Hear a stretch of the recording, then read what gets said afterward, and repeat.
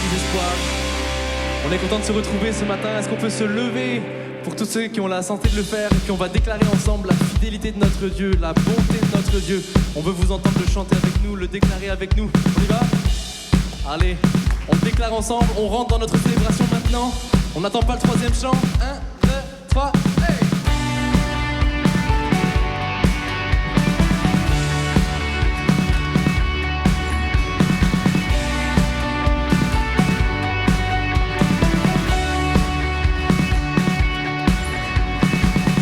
Chaque instant de ma vie, ton amour me suffit. Chaque instant avec toi me remplit de ta joie. Tu marches avec moi tous les jours de ma vie. Tous les jours de ma vie, je veux te découvrir. Tous les jours avec toi, je vivrai par là. Je marche avec toi. Et jusqu'au jour, et jusqu'au jour de ton retour, je redirai, je chanterai. Tu es fidèle, tu conduis mes pas. Tu es fidèle, tu ne changes pas. Tu es fidèle, tu restes avec moi. Tu es là, près de moi.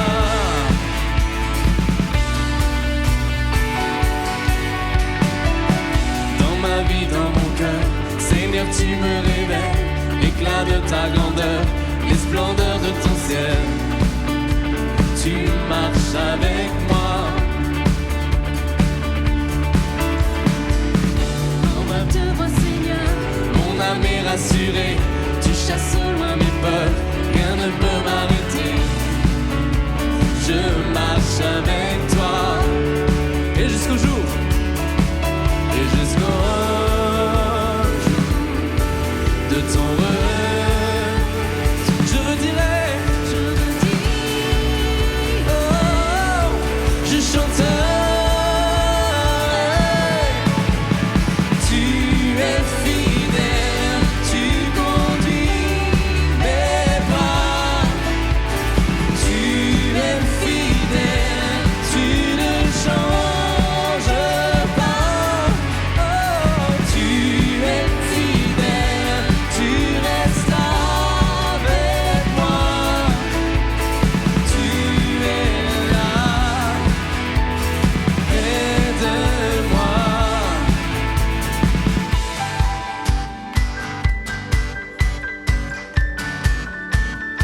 On va le chanter ensemble. Tu es suffisant, tout puissant. Ensemble. Tu es suffisant, tu es tout puissant. Tu as tout créé, tu règnes à jamais. Tu es souverain, tu n'as pas de fin. Oh, oh. Tu es suffisant. Ensemble. Tout puissant. Tu as tout créé, tu règnes à jamais. Tu es souverain, tu n'as pas de fin. Oh, oh, oh. Tu es fidèle,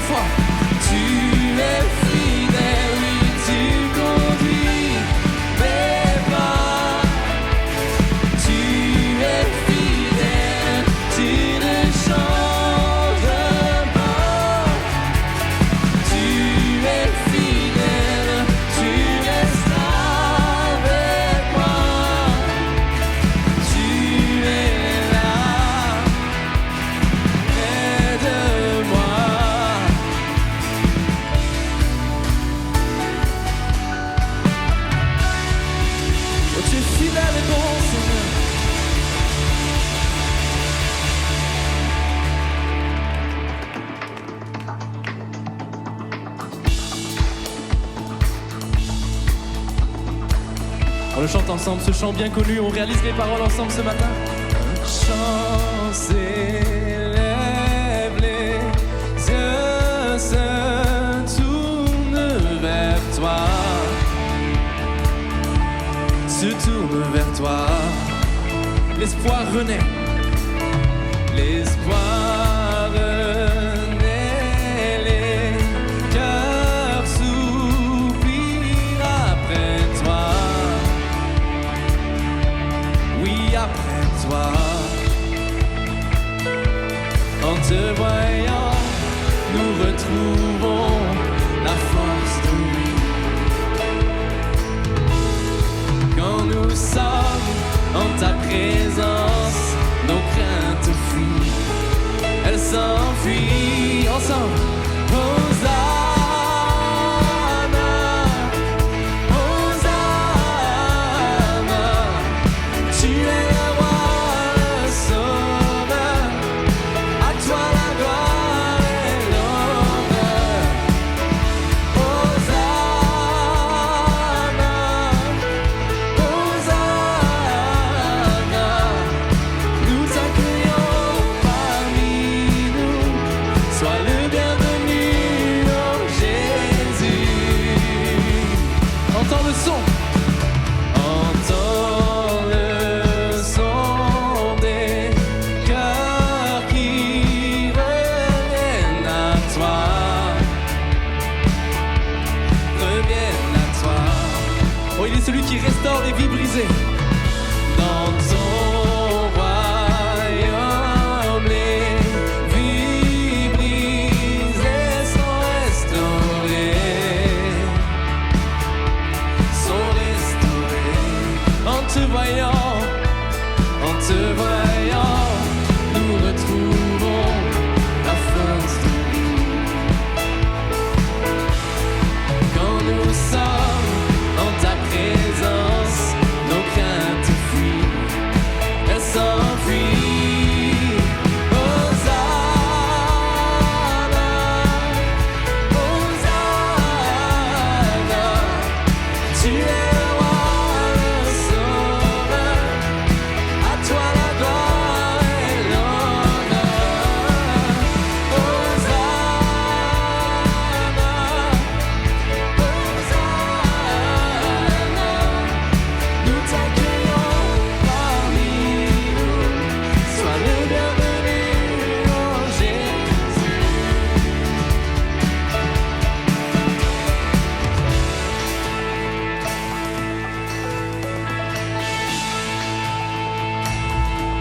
En te voyant, nous retrouvons. Oh, déclarons-le ce matin. Il est celui qui donne la force de vivre. Et quand nous sommes, merci pour ta présence. En te voyant, nous retrouvons la force de vivre. Quand nous sommes en ta présence, nos craintes fuient, elles s'enfuient. Oh, Hosanna,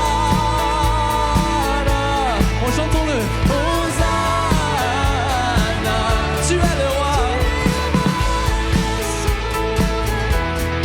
À toi la gloire et l'honneur. Hosanna, Hosanna,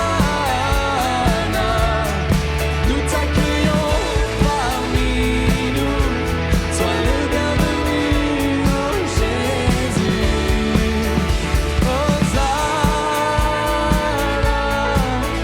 Hosanna,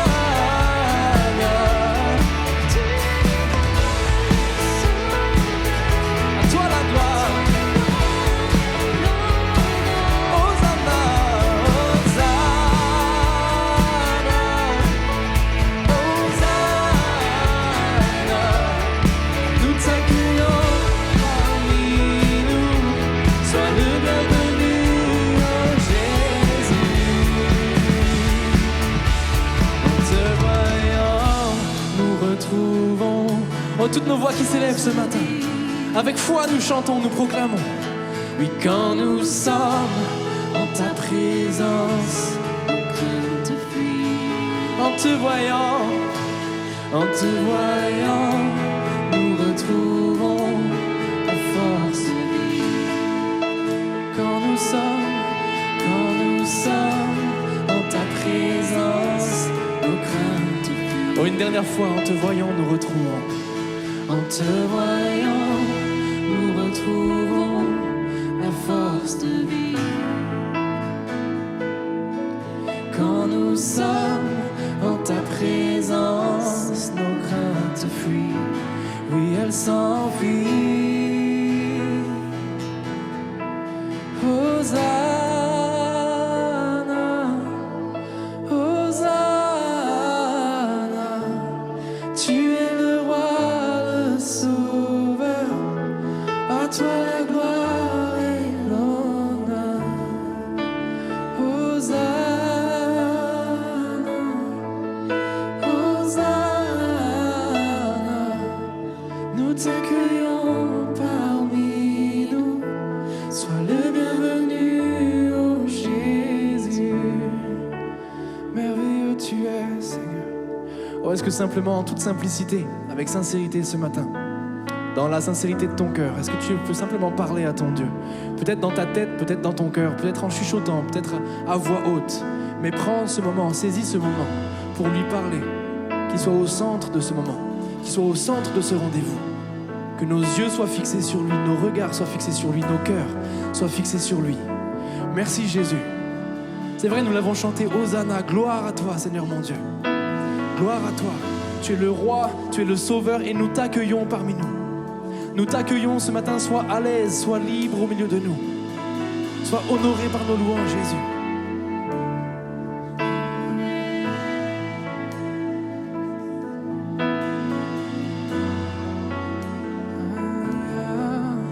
Merveilleux tu es, Seigneur.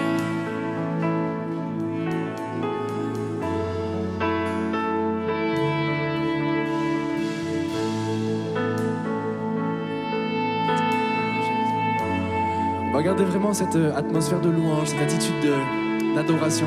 Et l'équipe de Sainte-Seine va commencer à s'approcher. Ils vont commencer à distribuer la petite coupelle et puis le pain.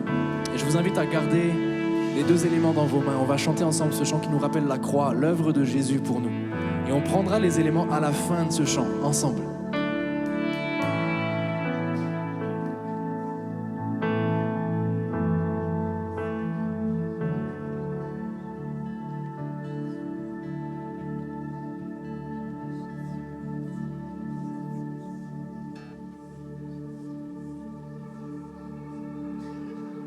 Homme de douleur, fils de Dieu, trahi par les siens,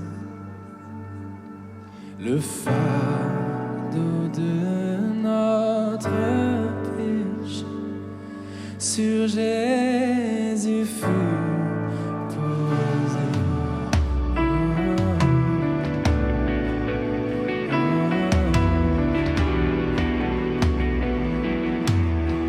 Celui qu'on a méprisé, celui qu'on a méprisé, faussement accusé, meurtrier,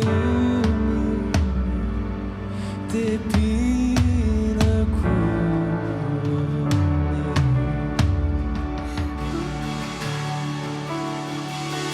Oh, cette croix, ma rédemption, où ton sang coula pour moi, que mon âme s'écrie, Alléluia, gloire et honneur à toi. Oh, gloire et honneur à toi Seigneur. Venez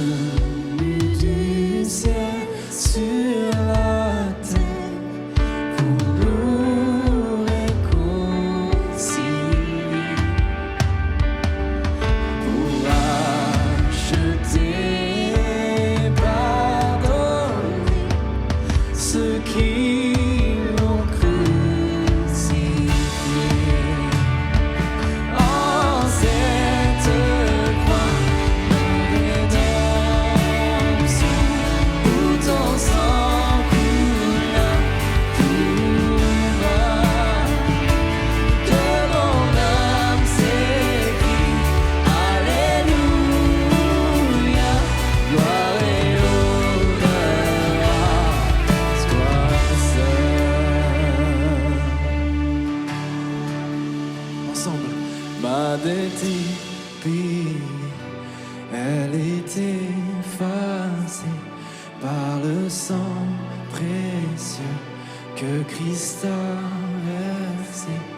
Le péché vaincu, son emprise. On le proclame ce matin.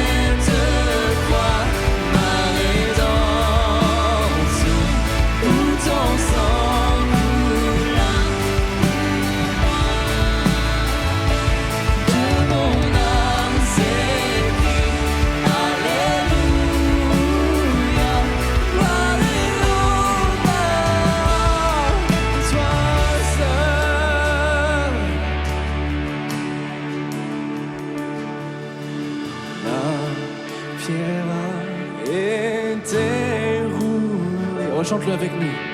Vois le tombeau. Oh, alléluia, Dieu soit loué. Il est ressuscité. En cette croix, ma rédemption,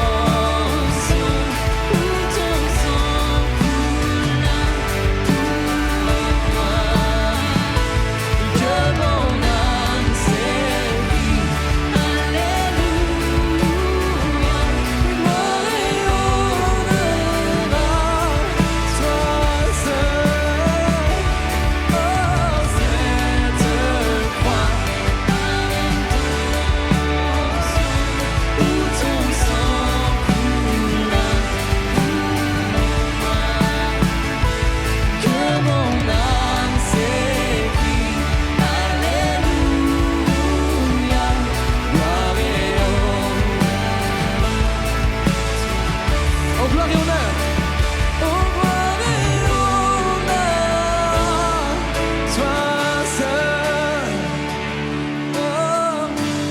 Cette croix, oh cette croix, ma rédemption, où ton sang coula pour que mon âme s'écrie alléluia, gloire et honneur à toi seul, gloire et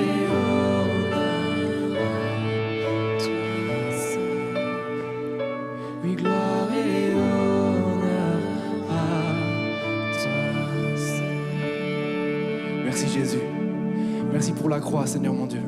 Merci parce que ce n'était pas une défaite, mais c'était la plus belle des victoires pour nous. Une victoire que nous ne pouvions pas gagner par nous-mêmes. Une victoire qu'on ne pouvait pas remporter par nous-mêmes. Merci parce que tu es descendu. Merci parce que tu as fait taire à jamais les dominations et l'obscurité. Et même si le mal sévit aujourd'hui, même si la société sombre aujourd'hui, nous savons en qui nous croyons. Nous savons sur qui est bâtie notre maison. Et tout ça est possible grâce à cette croix, ma rédemption, là où ton sang a coulé pour nous. Merci Jésus. Ce matin, c'est avec beaucoup de joie et de reconnaissance dans le cœur que ton Église s'apprête à prendre en souvenir de ce que tu as enduré, ce pain et cette coupe. Alors trouve-nous fidèles, trouve-nous centrés sur la croix alors qu'on prend ces éléments, mon Dieu. Merci pour la croix, Jésus. Ô Église Espoir, en toute reconnaissance, prenons ensemble ce soir, ce matin, le pain et la coupe. Mangeons ensemble le pain et la coupe ce matin.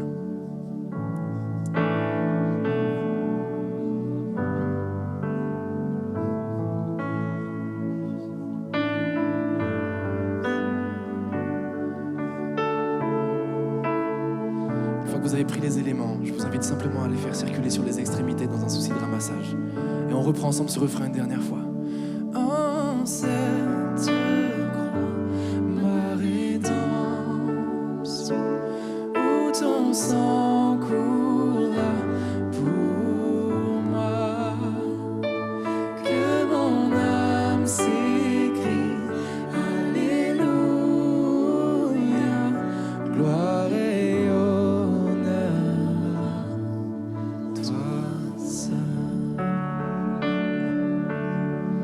Seigneur, on veut le chanter, nous sommes éblouis devant l'amour de ton ciel, éblouis devant ton amour. Nous ne méritions rien de toi, Jésus. Merci. Merci pour ta grâce, Seigneur. Merci d'être venu. Ô Église Espoir, avec cœur ce matin, chantons, je viens vers toi.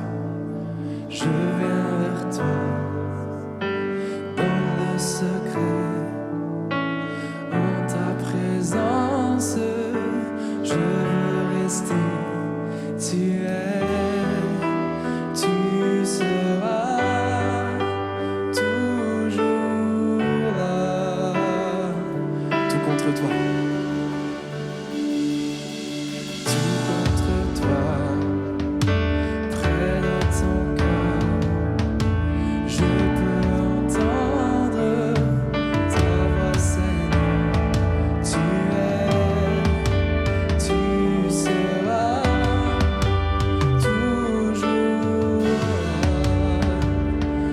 Ensemble éblouis. Éblouis devant toi, éternel.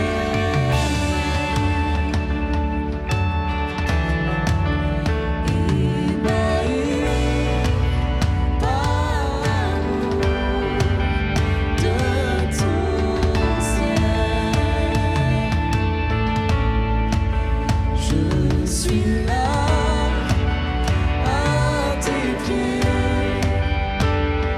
Je viens t'adorer, je désire habiter près de toi.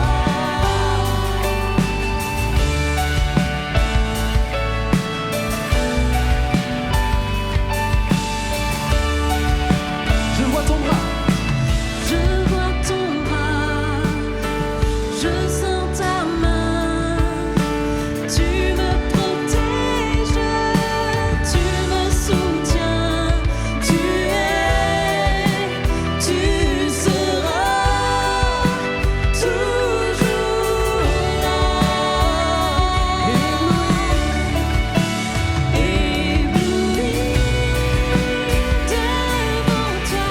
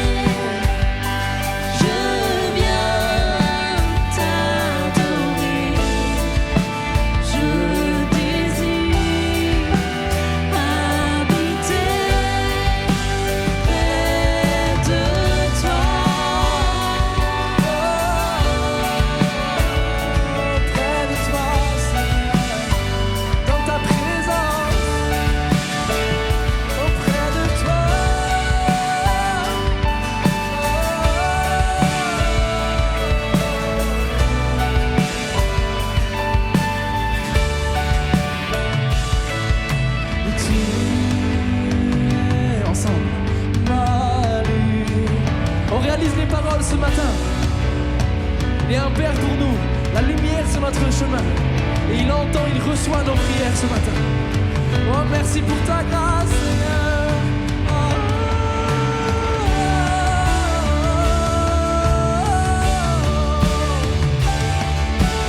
Tu es ma lumière, en toi j'ai un Père, reçois ma prière.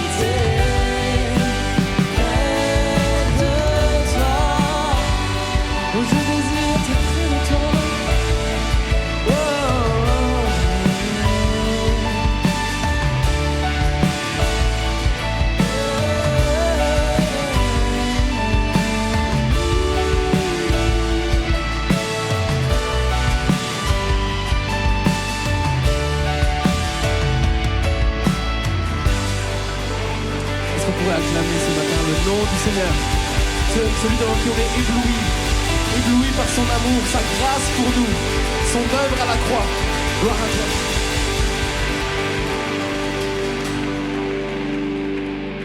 Amen. Ouais, merci Seigneur pour ce moment. Est-ce qu'on peut donner gloire à Jésus? Allez, encore plus fort que ça. Il y a 3 minutes, là, pendant qu'on était en train de chanter ce chant, j'étais au fond, là-bas. Et ceux du fond, ma parole, comme vous chantez, ils étaient là, les mains levées, ils étaient au taquet, ça chantait fort. Vraiment, c'est tellement bénissant de pouvoir voir une église qui loue, qui adore Dieu, qui est là et qui chante de tout son cœur. Bienvenue à tous à l'Église Espoir ce matin. On peut remercier aussi chaleureusement le groupe de louanges, s'il vous plaît.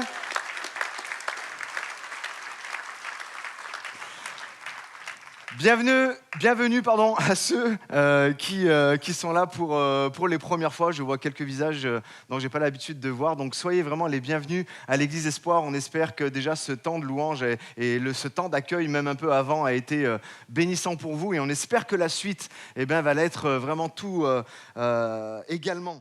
J'aimerais maintenant, sans tarder, parce que le temps passe et j'ai beaucoup de choses à dire, un message vraiment important. Vous savez, on vit tous avec une certaine pression aujourd'hui. Je n'ai pas besoin de vous le faire remarquer ou de prendre des exemples, mais on vit tous vraiment avec une grosse pression. Et cette pression, c'est quoi? C'est cette pression de tout vouloir régler. Tout vouloir régler, agir, faire des choses avec cette petite voix dans ta tête. Si tu n'agis pas maintenant, tout va s'écrouler. Si tu ne fais pas quelque chose maintenant, tout va s'écrouler. Il faut répondre à cette attaque. Il faut se défendre contre cette injustice. Il faut trouver une solution tout de suite où ça ne va pas aller. Il faut convaincre, il faut forcer, il faut manipuler, se battre pour arranger les choses. Et on vit toujours avec cette pression-là. Mais au fond, nous savons que c'est vrai. Parfois, les situations sont urgentes. Mais voici le piège. Pensez que tout dépend de nous. Pensez que si nous ne faisons rien, tout va mal tourner. Et c'est cette pression frustrante de devoir porter un fardeau, en fait, que Dieu n'a jamais mis sur nos épaules. Et tellement ici et tout au long de nos vies, nous portons des choses sur nos épaules que Dieu ne nous a pas demandé de porter. C'est justement ce que Jésus veut enseigner dans la parabole de l'ivraie. Vous connaissez cette parabole-là? Il y a des choses que Dieu seul peut régler et que toi, tu ne pourras en fait jamais régler. Et il faut arriver, nous, en tant qu'êtres humains, à l'intégrer et à être OK avec ça. À être OK, je ne vais pas pouvoir agir là. Je ne vais pas pouvoir répondre à ça.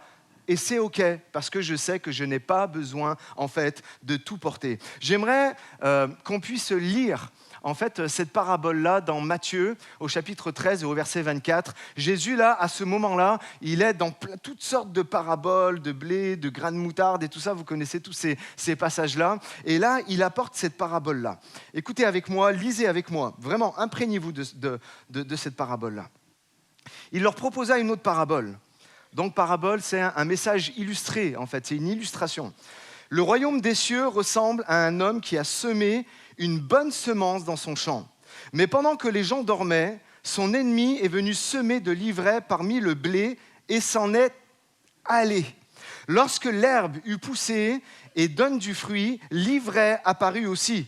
Les serviteurs du maître de maison vinrent lui dire « Seigneur, n'as-tu pas semé une bonne semence dans ton champ? D'où vient donc qu'il y ait de l'ivraie ?» Il leur répondit, « C'est un ennemi qui a fait cela. » Et les serviteurs lui dirent, « Veux-tu que nous allions l'arracher ?» « Non, dit-il, de peur qu'en arrachant l'ivraie, vous ne déraciniez en même temps le blé. Laissez-les pousser ensemble jusqu'à la moisson, et à l'époque de la moisson, je dirais aux moissonneurs, arrachez d'abord l'ivraie et liez-la en bottes pour la brûler, mais amassez le blé dans mon grenier. » Et il part sur autre chose. Et après, quand les disciples sont là, ils sont dans un temps plus personnel avec Jésus, alors que là, il enseigne à tout le monde. Là, ils se retrouvent juste entre eux. Il leur demande, et qu'est-ce que c'est? Donne-nous une explication. Alors verset 36, alors Jésus renvoya la foule et entra dans la maison. Ses disciples s'approchèrent de lui et dirent, « Explique-nous la parabole de l'ivraie dans le champ. » Il répondit, « Celui qui sème la bonne semence, c'est le Fils de l'homme. » Donc, c'est-à-dire c'est lui, c'est Jésus. Le champ, c'est le monde. La bonne semence, ce sont les fils du royaume. L'ivraie, ce sont les fils du mal. L'ennemi qui l'a semé, c'est le diable. La moisson, c'est la fin du monde. Et les moissonneurs, ce sont les anges. Il est en train de tout expliquer, en fait, ce qu'il était en train de dire. Or, comme on arrache l'ivraie pour la jeter au feu, il en sera de même à la fin du monde. Le Fils de l'homme enverra ses anges qui arracheront de son royaume tous les scandales et ceux qui commettent le mal. Et ils jetteront dans la fournaise de feu où il y aura des pleurs et des grincements dedans. Alors les justes resplendiront comme le soleil dans le royaume de leur Père. Que celui qui a des oreilles pour entendre, entende. Vous avez tous vos oreilles ce matin ? Ok. Juste avant d'aller plus loin, j'aimerais qu'on parle de ce que c'est l'ivraie. Peut-être il y en a, vous êtes là, vous dites, je sais pas à quoi vraiment ce que c'est de l'ivraie. En fait, l'ivraie, c'est semblable au blé. Quand ça pousse, au début, on ne distingue pas facilement l'ivraie du blé. On n'arrive pas vraiment à voir, c'est seulement au moment quand les fleurs font l'épi qu'on voit une différence claire. En fait, le blé produit du grain qui est nourrissant pour l'être humain, et l'ivraie, en fait, a un aspect qui est vraiment noirâtre et toxique. D'ailleurs, je parlais avec Pat Azoumé, je sais pas, je l'ai vu là, il était où ? Ah non, il est peut-être en bas. Il est en bas.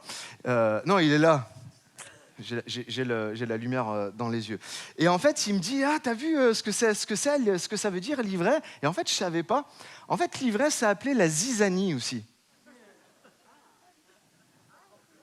C'est incroyable. J'ai cherché ce matin, donc du coup, et je vois, ça vient du grec, et il est exactement question de ça dans ce texte-là. Ça vient du grec zizanion, qui signifie ivraie. C'est-à-dire que, littéralement, le diable est venu la nuit et il a semé la zizanie. Littéralement, dans ce champ-là. Et en fait, l'ivraie, qu'est-ce que c'est ? Et pourquoi, en fait, Jésus, en tout cas le Maître, dit à ses serviteurs de ne pas enlever l'ivraie ? Parce que regardez comment ça se passe. Si tu peux mettre l'image, s'il te plaît. Vous voyez l'ivraie ? C'est en noir. Ah ouais, super, merci Benji d'avoir baissé la lumière. Et vous voyez le bon épi de blé. Et le problème, c'est que quand ça pousse, les racines sont entremêlées. Ça pousse dans un même champ. Et le champ, c'est le monde. C'est là où nous sommes, nous, d'accord ? Et ça pousse, en fait, dans un même champ. Et il leur dit, gardez-vous d'arracher vous-même à un moment donné. Attendez la fin. Parce que là, ça sera facile de séparer, parce que le fruit ne sera pas aux racines, mais en haut de la tige, d'accord ? Et il leur dit, mais quand vous le voyez que ça commence à pousser, mais que ça n'a pas encore donné du fruit, gardez-vous vraiment de vouloir arracher, parce que quand vous allez l'arracher, vous allez arracher le bon aussi en même temps. Ça prend plus de sens maintenant pour vous, ce que c'est. Et on sait que l'ivraie, donc c'est une graine toxique. Il y en a qui disent que c'est l'ivraie, c'était quelque chose d'enivrant. Quand vous le preniez, vous avez comme des nausées, des vertiges, comme un mauvais champignon en fait. Bref, l'ivraie, c'est l'illusion d'être du blé, mais sans la substance. Sans vraiment en fait ce qui nous rassasie, ce qui nous nourrit. J'aimerais dire à tout le monde ce matin, et c'est le titre de mon message, Dieu s'occupe de l'ivraie. Et ce n'est pas à toi de t'en occuper, par définition. Dieu s'occupe de l'ivraie. Ce n'est pas à toi de t'en occuper. Parfois, la foi, ce n'est pas courir. Parfois, la foi, ce n'est pas se battre sans arrêt. Ce n'est pas vouloir tout arranger. Parfois, la foi, c'est juste attendre. Là, c'est exactement, en fait, ce que Jésus est en train de leur dire. Attendez. Parfois, la plus grande preuve de confiance, c'est-à-dire de foi ultime envers Dieu, c'est « Seigneur, je t'abandonne cette situation, je n'ai pas besoin de tout comprendre, j'ai juste besoin de comprendre que toi, tu es Dieu. » Et ça me suffit, en fait. Et c'est vraiment le cœur de ce message, Dieu s'occupe de l'ivraie. Et mon premier point, c'est les conséquences de vouloir tout régler. Les conséquences de vraiment vouloir tout régler et de se dire « moi-même, je vais arracher les mauvaises herbes ». En fait, on voit ce qui se passe. Ça amène du stress. Ça amène de l'aggravation, parce que quand tu vas déraciner toi-même, eh ben, tu vas enlever le bon en même temps. Donc tu aggraves en réalité la situation. Quand tu fais ça, c'est une perte de temps aussi. Le Seigneur ne te demande pas de faire ça. Et ça t'apporte une perte de temps, une perte d'énergie, une perte de joie. Et on voit que, voilà, comme je disais, ça endommage en fait la récolte. Le danger le plus grand, c'est que nos efforts humains peuvent détruire ce que Dieu est en train de construire. Comme arracher l'ivraie trop tôt et déraciner le blé, nous risquons de compromettre la bénédiction de Dieu ou de la retarder. Et l'attitude à adopter par les serviteurs de Dieu face à l'ivraie, et Jésus, il est très clair, c'est ne touche pas à ça. Il interdit à ses serviteurs de toucher à l'ivraie, d'arracher eux-mêmes les mauvaises herbes. Pourquoi ? Parce que, vraiment, ce n'est pas notre rôle de purger nous-mêmes, en fait, le monde du mal qu'il y a. Mais en réalité, combien de chrétiens veulent le faire ? Ce n'est pas notre rôle de vouloir arracher le mal, en fait, qu'il y a dans le monde. Notre mission, c'est de semer la bonne semence. C'est ça, en fait, en réalité, notre mission. C'est pas de manier la faux. Tu sais, une faux, là. La faux du jugement, on coupe tout, tac, tac, du bon, du mauvais. Là, qu'on est tout en train de couper. Non, Jésus ne nous appelle pas, en fait, à ça. Voilà une leçon vraiment puissante. L'Église ne doit pas chercher à imposer le royaume de Dieu par la contrainte. Nulle part, en fait, on le voit. Ne prends pas l'épée ce matin, mais prends la croix. Porte la croix. Refuse de combattre le mal par le mal. Il y a un théologien qui a dit concernant ce texte, ne tue pas pour répandre ta foi, mais, et écoutez, c'est le paradoxe de l'évangile, hein, mais sois prêt à mourir pour répandre ta foi. Vous voyez, c'est pas la même, et Jésus, c'est exactement en fait ce qu'il a fait. Les chrétiens doivent, et c'est Jésus qui l'enseigne, aimer leur ennemi. Il y a eu 3 ennemis, et un, c'est pas facile ça. Les chrétiens doivent aimer leur ennemi et laisser place, en fait, au jugement, à la rétribution que Dieu réserve à ceux qui font le mal. Mais ce n'est pas à nous de le faire. Romains 12, vous connaissez, ne vous vengez point vous-même, car il est écrit « À moi la vengeance et la rétribution », dit le Seigneur. En pratique, ça veut dire que l'Église doit mettre toute son énergie dans la mission et pas dans la chasse au mauvais, pas dans la chasse au mal. En fait, ce message, il a commencé à prendre sens pour moi, il a commencé à naître quand il y a quelques semaines, vous avez tous entendu parler de ça, je crois, de l'assassinat de Charlie Kirk. Vous en avez entendu parler ? Charlie Kirk, un homme d'une toute petite trentaine d'années, qui était chrétien, qui portait des valeurs chrétiennes, bon nombre, pas toutes, mais bon nombre de valeurs qu'il portait sont vraiment les miennes, d'accord ? Mais il avait quelque chose, c'est qu'il était ultra politisé. Vraiment ultra, en fait, politisé. Et cet assassinat prend place et tout ça, et ça a bouleversé, en fait, le monde chrétien. Quelques semaines après, on en parlait la semaine dernière, envoyé spécial. Et je me dis, waouh, les chrétiens sont vraiment, vraiment attaqués, sont vraiment tournés en dérision.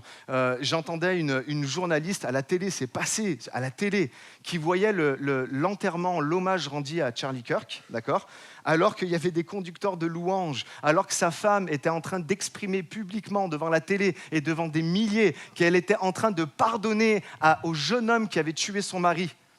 Il y a une journaliste qui est là, elle ne trouve pas mieux de dire « Ah, ces rassemblements-là me font passer au rassemblement nazi ». Et on est là, on se dit « Waouh !» Et là, il y a comme tout en nous qui a envie de bouillir. Alors, sur les réseaux, j'ai tout vu. J'ai vu, et moi je l'ai fait, partager vraiment l'émotion de quelqu'un qui se fait assassiner, tout ça, ou par rapport au reportage. On a vu la toile sur les réseaux, mais s'enflammer entre ceux qui partageaient vraiment comme leur tristesse et leur soutien, et puis on avait les chrétiens qui étaient là pour revendiquer. On ne va pas se laisser faire, et ci, et ça, et nanana. Mais Jésus ne nous appelle pas à ça. Et en fait, c'est tellement important de le comprendre. Oui, on a le droit de dire que nous ne sommes pas d'accord avec telle et telle chose, mais ça ne sert à rien d'en faire un cheval de bataille et de partir comme des fous non, on a raison et vous allez voir et on va prouver tout ça. Écoutez-moi s'il vous plaît. Le temps aujourd'hui, c'est le temps de proclamer la bonne nouvelle de l'Évangile, pas de distribuer des condamnations. Ça c'est mal, ça c'est bien, toi t'as dit mal, toi t'as fait bien, tout ça. C'est la saison d'annoncer l'Évangile, pas de juger les hommes. C'est le temps, là, ce temps-là, c'est le temps vraiment d'annoncer la bonne nouvelle. Nous sommes appelés à planter la bonne semence du royaume de Dieu, plus qu'à arracher l'ivraie. On n'est pas appelé en fait à ça. Ne gaspille pas ton souffle, ne gaspille pas ton énergie à arracher, mais sème avec foi. Arrose avec amour tout ce qu'il y a. Calme les choses. On est là, nous, pour calmer les choses et pas pour les envenimer. On est tous d'accord avec ça? Je le dirais en une phrase. Arrête d'arracher les mauvaises herbes et semez plutôt le bon grain. C'est à ça que nous sommes appelés. Dis à ton voisin, c'est à ça que tu es appelé. C'est pas autre chose.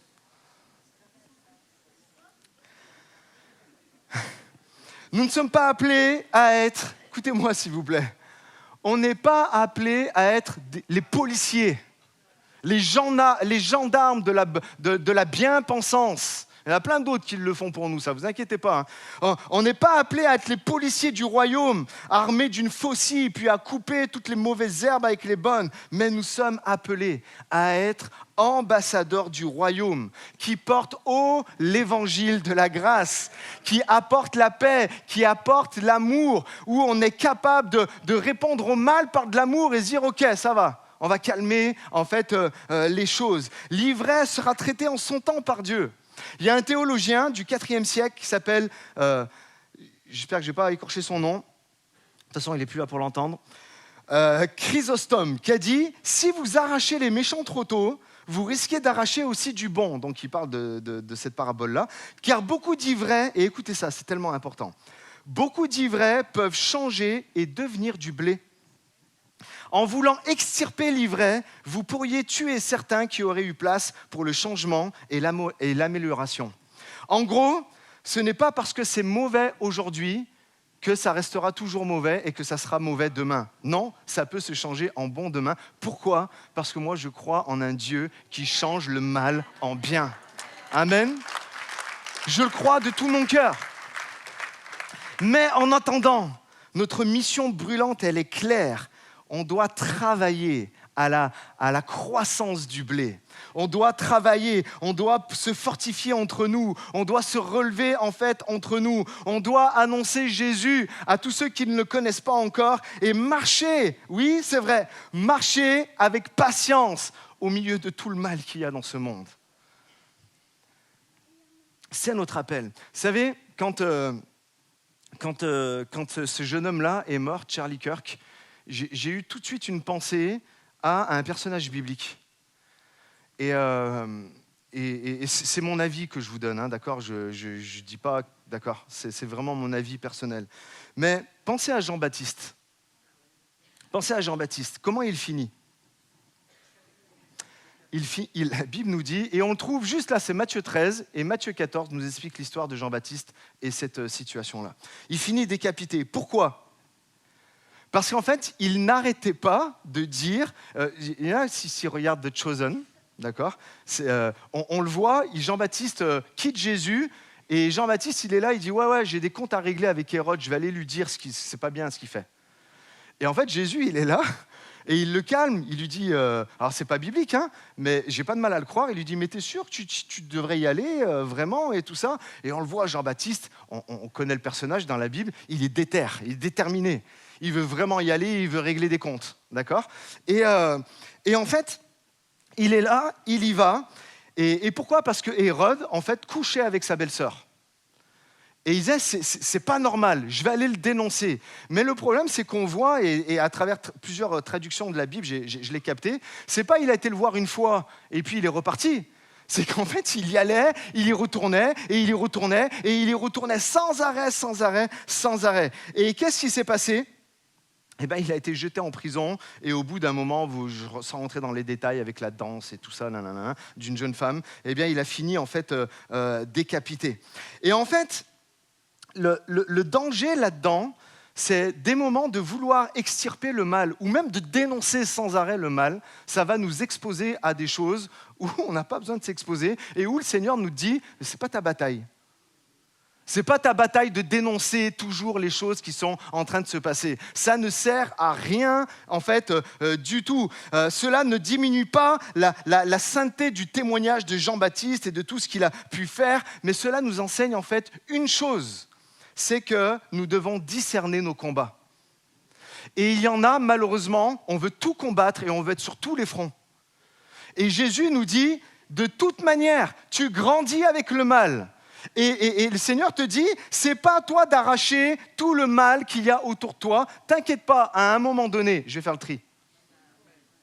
C'est ça la réalité en fait de l'évangile. Aujourd'hui, toutes les injustices ne sont pas nos champs de bataille. T'es pas appelé à régler chaque problème. T'es pas appelé à régler chaque injustice, chaque conflit. Si tu essaies de tout prendre sur toi, tu vas finir épuisé. Pourquoi ? Parce qu'encore une fois, ce n'est pas ton combat. L'Église doit apprendre à reconnaître ses batailles. Certaines, eh bien, ce sont nos batailles. Et d'autres appartiennent en fait à Dieu. Quand il dit « laisse pousser », ce n'est pas de la faiblesse qu'il nous demande d'avoir, c'est de la foi. Quand il te dit « ne t'en occupe pas », ce n'est pas de la faiblesse, il te demande d'avoir foi encore plus en lui. Et ça m'amène à mon deuxième point, si tu veux bien le mettre, laissez Dieu s'en occuper. Voici le cœur de la foi pratique, savoir quand agir et savoir quand s'arrêter. Et c'est là des moments, toute la tension où elle est vraiment en fait difficile. Parfois, ça s'affiche à l'écran, parfois la plus grande victoire n'est pas dans l'action, mais elle est dans la confiance, dans la foi que nous avons en Dieu. Il faut plus de foi pour rien faire que de tout vouloir forcer. On veut forcer, on veut faire les choses et tout ça. Et des moments, ça demande plus de foi pour rien faire que ça. Et dire, Seigneur, je t'ai prié, j'ai fait ma part, maintenant je me retire. C'est toi qui gères. C'est toi qui es Dieu, c'est toi qui sais, c'est toi qui auras le dernier mot. Ça, c'est ça, en fait, la confiance. C'est se placer sur la ligne de front, d'accord ? Mais dire, ce combat, c'est pas le mien, c'est le tien. Vrai ou pas ? Et en fait, il y a vraiment une application personnelle et collective qui vient nous chercher dans chaque domaine de nos vies. Dans ta vie personnelle, la réalité, c'est qu'il y aura toujours des personnes qui seront contre toi. Toujours des personnes, des mauvaises herbes semées par l'ennemi, un collègue qui est injuste, un prof qui te fait la misère à l'école, une maladie qui va arriver. Et la tentation est forte de réagir. Et de dire, je vais contrôler tout ça. Mais la foi t'appelle à dire, Seigneur, cette bataille, elle t'appartient. Je vais pas pouvoir, on ne peut pas changer les gens. On est d'accord avec ça ? On ne peut pas changer les gens. Ça peut être dans ta famille. Pour toi, parfois, tu voudrais forcer un enfant à faire ce que tu penses être bien, mais tu le vois, il ne le fera pas.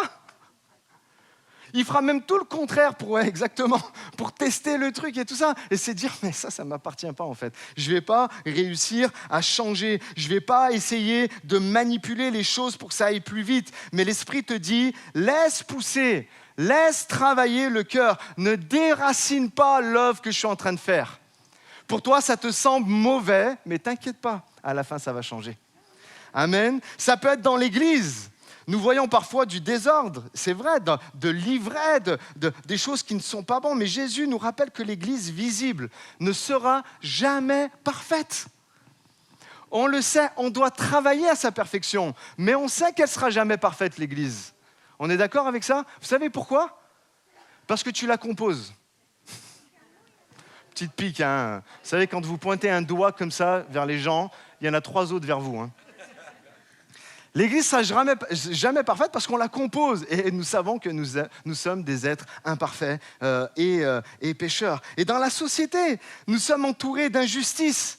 Nous sommes entourés, les exemples que je vous ai cités un peu avant, on est entourés d'inimitié contre Dieu et contre le monde chrétien. Et de plus en plus, ça s'accélère à une vitesse. Je disais à Alicia, je vois arriver des choses, je n'ai pas envie de les voir. Je vois arriver des choses, je n'ai pas envie de les vivre, mais elles vont arriver. Mais le Seigneur nous promet en fait d'être avec nous. Et même là, notre appel n'est pas à la panique, il n'est pas à la haine, mais il est au témoignage. Il est au témoignage, en fait, d'aimer, de servir, de proclamer la bonne nouvelle, d'être encourageant avec les gens, de leur apporter de l'espoir, de leur apporter de l'amour, de leur apporter de la grâce, de leur apporter du pardon. Vous comprenez ce que je veux dire ? C'est à ça qu'on a appelé. Le problème, c'est qu'on veut nous forcer aujourd'hui à choisir un camp et à combattre ceux du camp adverse. Je vous en parlais ça la semaine dernière quand j'ai parlé juste à la fin du message de Gabi. En fait, le monde nous pousse toujours à choisir un camp. Vous avez remarqué ça ? À combattre ce que nous considérons être comme de l'ivraie, d'accord ? Comme de la zizanie. Jésus, on le voit, ils lui disent à un moment donné, choisis ton camp. À qui on doit payer les impôts ? Vas-y, dis-nous si tu es vraiment un juif, si tu es vraiment avec nous ou si tu es avec l'Empire romain. Et vous connaissez la réponse de Jésus. Jésus n'est pas tombé dans le piège de la politique, les amis. Il n'est pas tombé dans ce piège-là. Il a dit, rendez à César ce qui appartient à César et à Dieu ce qui appartient à Dieu. Aujourd'hui, je le sais, et il y a rien de comprenez tout ce que je vais dire, hein, d'accord, hein, nous devons tous faire notre devoir de citoyen, d'aller voter, tout ça, on est d'accord avec ça. Hein. Je sais qu'il y en a de droite ici dans ce lieu, je sais qu'il y en a de gauche, d'accord ? Vous voulez que je cite les noms ? Mais on ne veut pas se tromper de combat. Et des moments, quand je voyais sur les réseaux et puis des choses qui prenaient place et tout ça, mais dans ma tête, c'était, mais qu'est-ce que vous croyez ? Vous croyez parce que vous allez voter à droite que la société, elle va changer ? Vous croyez parce que vous allez voter à gauche que la société, elle va changer ? J'aimerais réveiller des gens ici ce matin. Ce qui doit arriver, arrivera, peu importe pour qui tu vas voter. Les décrets de Dieu sont faits, sont dits, sa volonté, son dessein va s'accomplir. On sait qu'on ne va pas forcément vers des choses faciles et on le voit déjà maintenant. Mais ce n'est pas parce que tu vas choisir un camp humain que ça va changer les choses.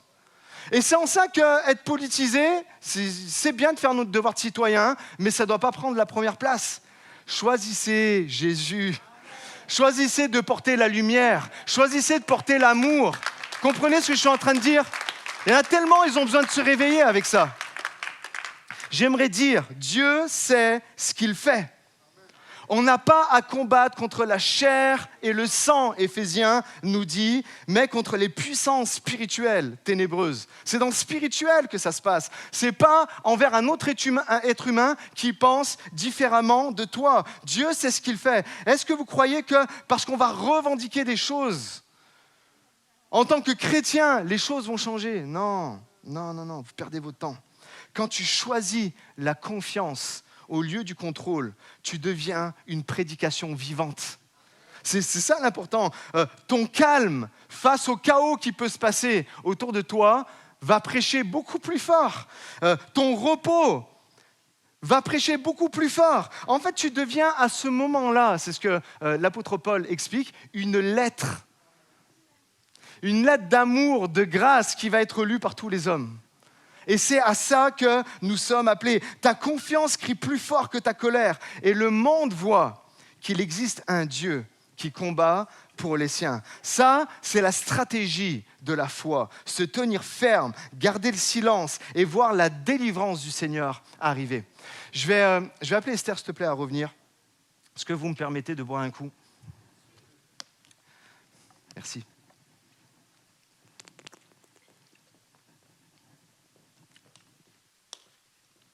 En fait, on voit dans l'Exode, au chapitre 14, je vous resitue le contexte, d'accord ? Les 10 plaies sont passées d'Égypte. Vous connaissez tous Moïse, vous connaissez tous l'histoire de Moïse, la mer Rouge et tout ça, d'accord ? Donc là, ce que je vais vous citer, c'est entre le moment où ils partent et le moment où ils se retrouvent devant la mer Rouge avec l'armée de Pharaon derrière eux. D'accord ? On en est là. En fait, quand le peuple d'Israël part, Pharaon et ses serviteurs se mettent à réfléchir 2 secondes. Et ils se disent, qu'est-ce qu'on a fait ? On avait une main-d'œuvre facile, gratos, qui nous construisent des pyramides, qui nous font nos palais, qui font tout le dur labeur, et nous, comme des imbéciles, on les a laissés partir. C'est pas marqué dans la Bible ce que je dis, hein. Ben, c'est ce que ça veut dire. D'accord ? Et la Bible nous dit qu'ils partent. Ils ne partent pas pour les tuer, mais ils partent pour les ramener. D'accord ? Et ils se disent, non, on ne va pas les laisser partir, on va les ramener, on va les réduire encore en fait, à l'esclavage. Et la Bible nous dit que quand même, ça devait être effrayant, parce qu'ils partent avec 600 chars de guerre. Donc ils ne venaient pas pour rigoler, hein. Ils arrivaient pour enchaîner et puis pour ramener le peuple d'Israël. Et leur but, c'était donc de les ramener en fait en Égypte. Et on voit, et c'est paradoxal aussi, que les Israélites, quand ils ont vu en fait les Égyptiens arriver, donc eux, ils ont cru qu'ils allaient se faire tuer, et eux, ils se sont dit la même chose que les Égyptiens. Quand j'ai réalisé ça, je dis mais c'est fou en fait. Eux, ils voulaient la même chose que les Égyptiens. Ils ont été vers Moïse. Ils ont dit, Moïse, il y a la mer qui est devant nous, il y a l'armée qui va arriver. On n'était pas mieux en Égypte. Et c'est comme si en réalité, ils auraient pu s'accorder pour se dire, c'est bon, on rentre. Mais ce n'est pas ce que Jésus voulait. Excusez-moi, là, vous étiez dans ma tête. Quand je lisais le texte, encore quand je préparais, je disais, mais c'est carrément fou cette histoire. Et en fait, donc, ils sont là et ils sont en train de parler entre eux. Ils vont parler à Moïse et on était mieux en Égypte et ci et ça. Ils sont en train de se parler et ils voulaient régler. Vous savez, c'est ce que je vous disais en introduction, la pression. Ils ont la pression, ils ont 600 chars de guerre derrière eux. Et ils ont la pression, on peut faire ça, on peut faire ça, on peut faire ça. Et puis ils vont en parler à Moïse. Et vous savez ce que Moïse va leur dire ?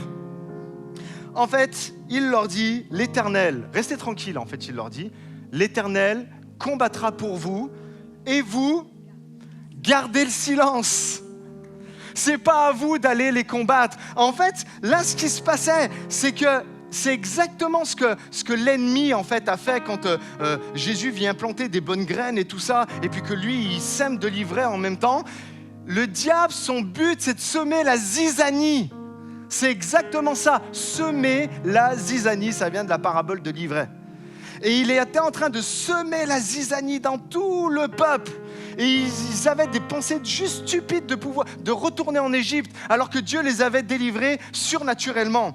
Et Dieu leur dit, l'Éternel combattra pour vous, et vous gardez le silence. Et je suis sûr qu'à ce moment-là, c'est pas marqué non plus, hein. Mais ils ont dû comme lever les yeux au ciel et regarder Moïse après. On garde le silence pendant que l'armée de Pharaon est là et ils veulent nous tuer, ils foncent sur nous. Mais Dieu voulait leur apprendre quelque chose de plus profond. Ce n'est pas ton combat.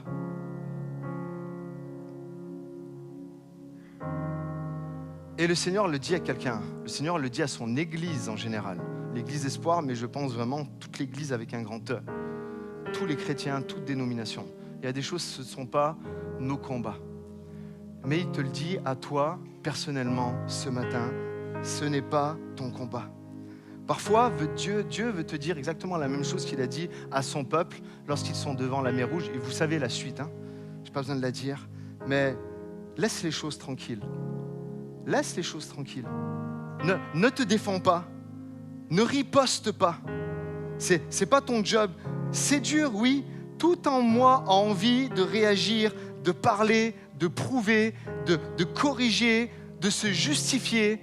Moi, le Seigneur, il m'étire en ce moment avec ça aussi, vous saviez. Des moments où on voit des injustices, on voit des choses, on a envie de parler, on a envie de dire. Mais le Seigneur nous enseigne. Il dit non, ne te défends pas, laisse les choses tranquilles. Se taire est aussi un acte de foi. Je dirais comme ça, si tu peux mettre la diapo. La vraie foi n'est pas seulement dans ce que tu fais, elle est parfois dans ce que tu choisis de ne pas faire. Imprégnez-vous de cette phrase. La foi n'est pas seulement dans ce que tu fais, elle est parfois dans ce que tu choisis en fait de ne pas faire. Et j'aimerais vraiment terminer avec une note remplie d'espérance, parce que c'est ce que cette parabole dit. Il y a vraiment un message, et c'est mon dernier point, un message prophétique vraiment d'espérance. Jésus dit que l'ennemi est venu la nuit pour semer de l'ivraie au milieu du blé.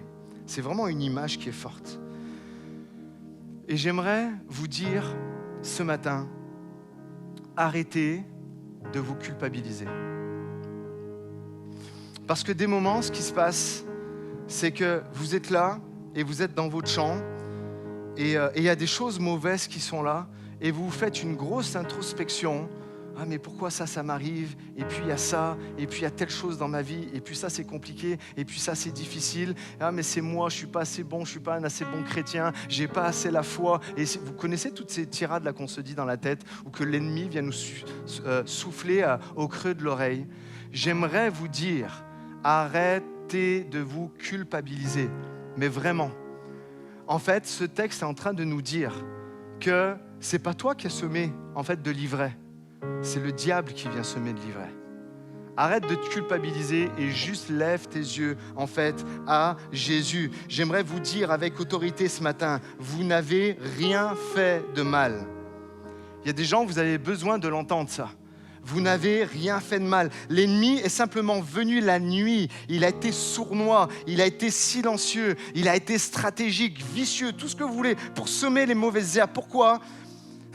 Et j'aimerais vous encourager. C'est parce qu'il a vu le potentiel de vos vies.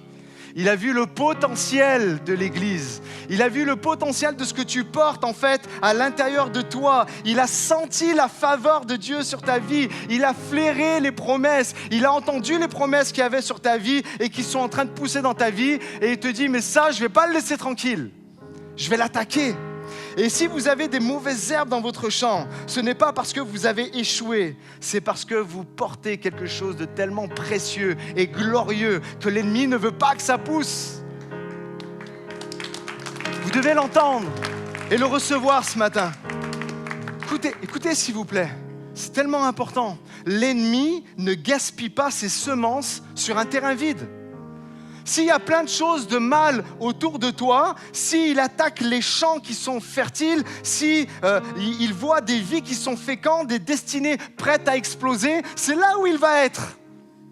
C'est là où il va semer des choses qui vont venir te déstabiliser. C'est pour ça qu'il s'est faufilé, parce qu'il sait que l'abondance, elle arrive, parce qu'il sait que ta guérison, elle arrive, parce qu'il sait que ta saison, elle arrive. Et c'est pour ça qu'il est en train de se faufiler. Alors ce matin, je dis à quelqu'un, ne baisse pas les bras. Ne te décourage pas à cause des mauvaises herbes. Ce n'est pas un signe de défaite. C'est juste un signe prophétique qui est en train de te dire, tu vis bien au bon moment, au bon endroit. Ne fais pas attention au reste. Tu es vraiment dans ce que je veux pour toi. Tu es vraiment dans ce que je veux pour toi. Et quand la moisson viendra, tu verras que rien de ce que Dieu a semé en fait en toi n'aura été perdu. Parce que c'est ça souvent la pression que nous avons. C'est qu'on se dit j'ai reçu ça, j'ai reçu telle chose et puis on est là, on veut protéger puis on arrache les choses. Non, fais confiance au Seigneur et tu verras qu'à la fin, rien de ce qu'il t'a donné n'aura été perdu. J'aimerais dire à quelqu'un, la présence de l'ivraie dans ta vie, même la présence en ce moment dans ta propre vie de la zizanie, où le diable est venu semer la zizanie, n'annule pas la promesse du blé. N'annule pas qu'à un moment donné, tu vas porter en fait du fruit. Les mauvaises herbes ne peuvent pas étouffer la moisson de Dieu. Le diable croit, j'aime tellement ce verset qui dit que le diable fait une œuvre qui le trompe. Les gens mauvais font des œuvres qui les trompent, mais en réalité, il y a la présence de l'ivraie n'annule pas la promesse du blé. Les mauvaises herbes ne peuvent pas étouffer la moisson de Dieu. Dieu veille sur sa semence. Dieu veille sur toi. Dis-le à ton voisin, Dieu veille sur toi. Ne t'inquiète pas, n'aie pas peur. Ne crains pas. Il séparera parfaitement le blé de l'ivraie. Tu verras que rien de ce qui vient de lui n'aura été perdu. Ne cède pas ce matin. Il y a un appel à ne pas céder à la tentation d'arracher soi-même. Ce n'est pas ton combat. Tu ne l'as pas... Écoutez ça, s'il vous plaît. En fait, tu ne l'as pas semé. Tu ne l'as pas semé. Les mauvaises choses qui arrivent dans ta vie, tu ne l'as pas semé. Et donc, si tu ne l'as pas semé, tu n'as pas à l'arracher non plus. Tu ne l'as pas à l'arracher. L'un des plus grands tests auxquels nous ne serons jamais confrontés est de rester tranquille et de savoir que Dieu est Dieu, qu'il est souverain, de laisser les choses entre ses mains. L'ennemi veut que tu arraches, Dieu veut que tu attendes. L'ennemi veut que tu paniques. Dieu, il veut que tu te reposes. Dis, c'est pas mon combat, c'est pas à moi. Alors mon ami, j'aimerais te le dire pour finir. Dieu s'occupe de livrer. Ne le laisse pas te voler en fait ta paix. Parce que l'ennemi a semé des mauvaises choses. Ne laisse pas les mauvaises herbes te faire oublier la puissance de la semence à venir dans ta vie. Reste tranquille, comme le peuple d'Israël. Garde le silence. Il y a un moment, le Seigneur va lever sa main et va fendre la mer en deux devant toi. Et vous savez, ce qui est tellement beau dans ce passage-là, c'est que les Israélites, à ce moment-là, traversent à sec. On aurait pu penser qu'ils traversent la mer et puis que c'était quand même boueux, c'était pas plaisant et tout ça. Ils ont traversé à sec. Pourquoi ? Parce qu'ils ont écouté, heureusement, Moïse. Ils ont gardé le silence et Dieu est intervenu miraculeusement dans leur vie. Amen. Tu n'as pas besoin de tout comprendre. Ce matin, je te le dis, tu n'as pas besoin de tout contrôler. Tu as juste besoin de faire confiance parce que Dieu veille sur sa moisson. C'est lui le moissonneur, vrai ou pas ? C'est lui qui veille dessus. C'est lui qui essaie. Et c'est vraiment tout ce que nous enseigne, en fait, cette parabole de l'ivraie. J'aimerais prendre un temps, si vous voulez, juste pour prier. On pourrait incliner nos têtes, si vous le voulez bien. Je vais inviter Mélanie à venir.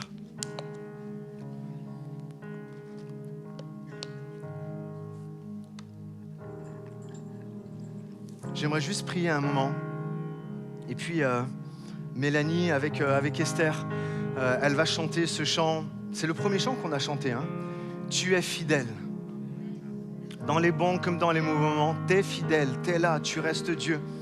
Et on veut vraiment le chanter de tout notre cœur. Mais avant, j'aimerais prier. Seigneur, merci pour ce moment. Tu vois, ces choses qui, moi, en tout cas, sont venues me travailler, puis que j'ai pu partager à ton Église, Seigneur mon Dieu, ce matin. Nous avons vraiment besoin de toi et de ton esprit pour nous aider à discerner les temps, à discerner les choses.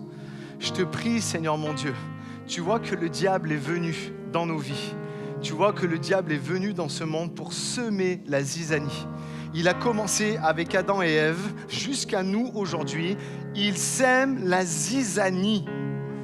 Il veut qu'on se déchire les uns les autres. Il veut nous forcer à choisir des camps humains pour nous monter les uns contre les autres. Quand toi, tu nous appelles à être tes disciples.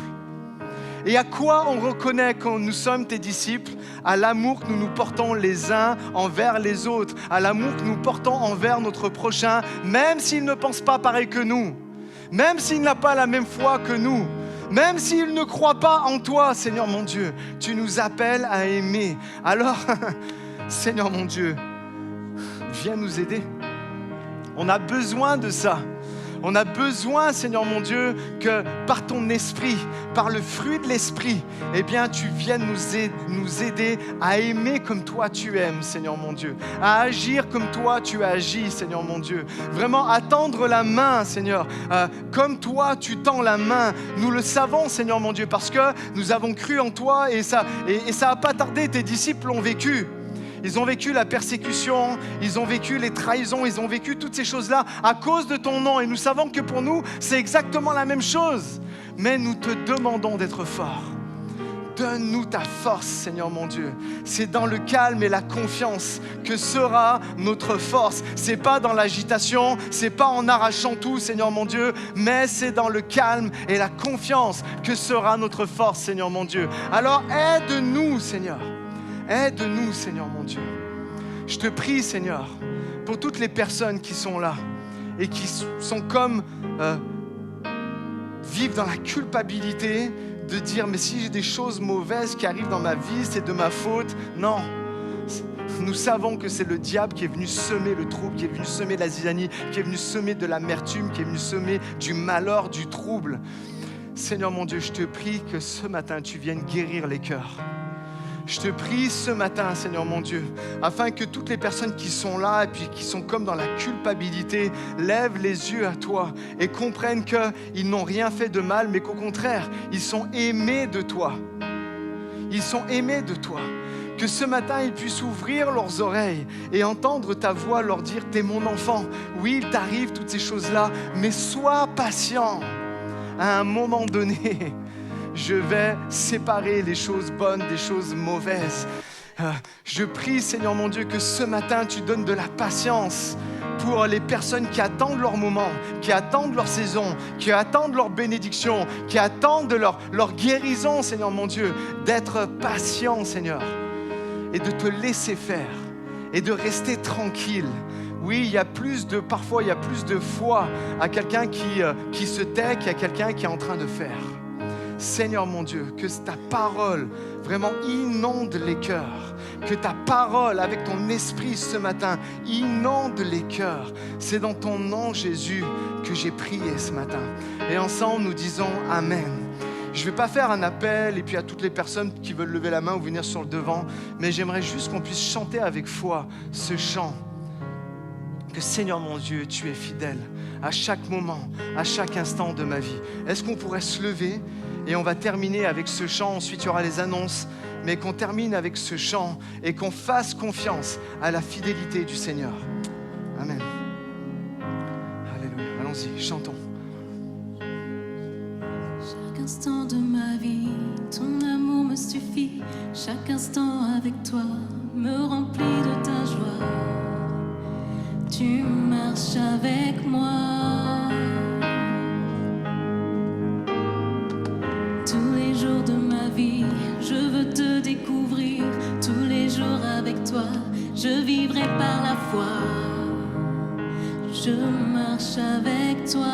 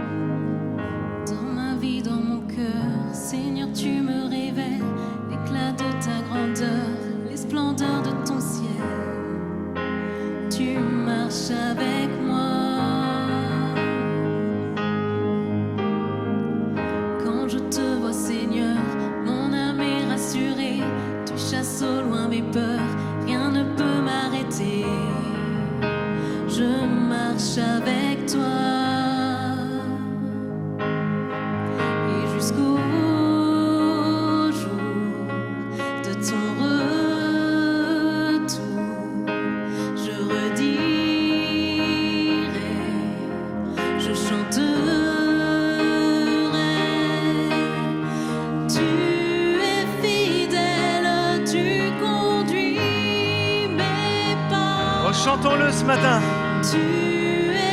Lève tes mains, chante-le, déclare-le.